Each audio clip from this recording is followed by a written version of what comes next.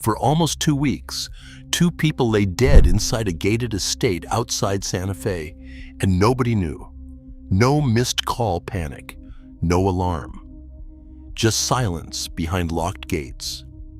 When a maintenance worker finally found the front door hanging open on February 26, 2025, he had no idea he was about to discover the bodies of Gene Hackman and his wife, or that a laptop inside that house would end up explaining what really happened in their final days. The worker who raised the alarm, identified as Jesse Kessler, said he hadn't heard from the couple in about 2 weeks. The front door was open and unsecured, but there were no signs of forced entry, and nothing had been taken from inside. Deputies found Gene Hackman on the floor near the kitchen, close to his cane, as if he had fallen suddenly. The first fear was carbon monoxide. One worker pointed up at a large roof vent and wondered aloud whether something had leaked, so officers threw open the doors and windows. But the scene didn't read like a simple accident. Two people, a sprawling home, and a stretch of silence no one could explain. And the deeper they moved into that house, the stranger it got. On the other side of the house, in a bathroom, they found Betsy Arakawa lying on her side on the floor. A space heater sat near her head. On the counter, an orange prescription bottle stood open, pills scattered across the surface. Her body showed advanced decomposition and mummification of the hands and feet, meaning she had been there far longer than her husband.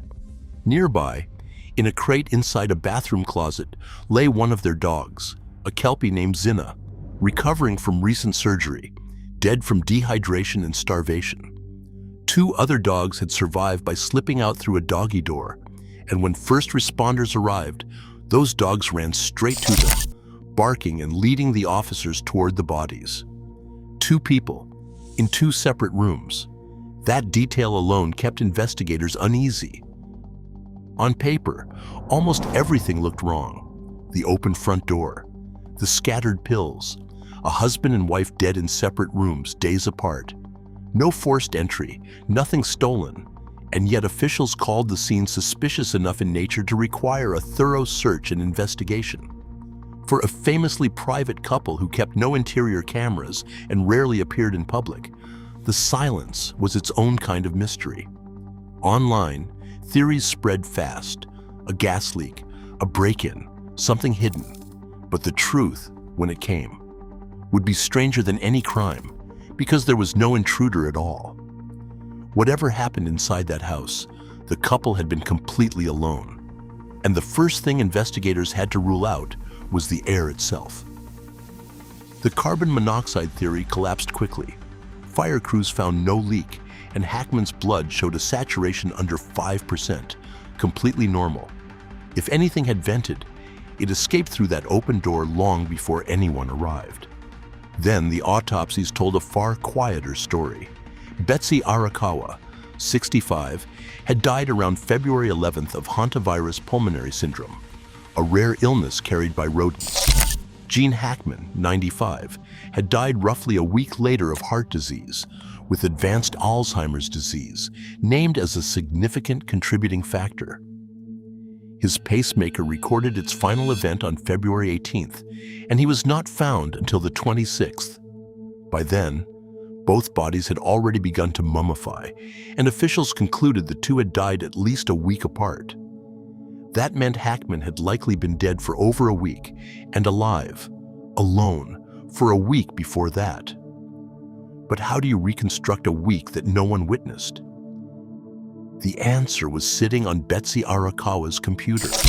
When investigators reviewed her devices, her browsing history opened a window into her final days. Between February 8th and the morning of February 12th, she had been searching over and over for medical answers. COVID symptoms, flu-like illness, whether a virus could cause dizziness or nosebleeds. These were not idle searches.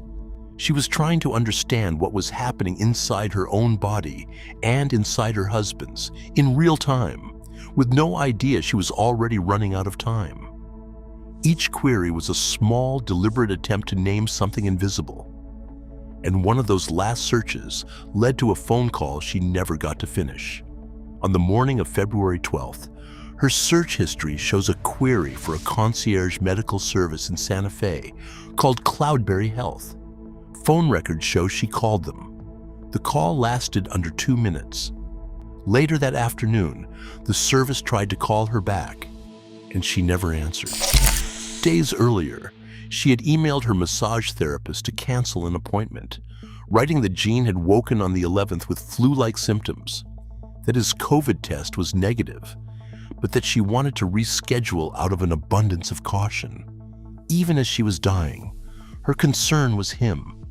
Security footage even caught her running errands on February 11th. A grocery store, the vet, ordinary stops on what turned out to be her last full day. That email may be one of the last things she ever wrote, and the illness she could not name had a source hiding right outside the house. Hantavirus is rare, and it is brutal. It spreads through contact with infected rodent droppings, and it can begin like an ordinary flu with fever, aches, and a cough before turning suddenly into severe respiratory and cardiac failure. By the time it's recognized, it's often too late.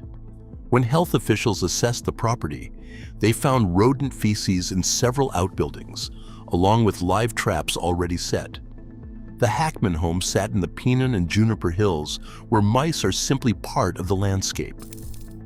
Betsy Arakawa, described by those who knew her as health conscious and as the person who managed every part of Gene's care, had no way to know the danger was in the air around her. And then she was gone, leaving him behind. This is the part that's hardest to sit with. For roughly a week, Gene Hackman was alive in that house with his wife already dead on the bathroom floor, and according to investigators, his advanced Alzheimer's disease meant he may not have understood that she was gone, or even been able to help her. His toxicology report showed a low level of acetone, a marker consistent with prolonged fasting. He likely hadn't eaten in a long time.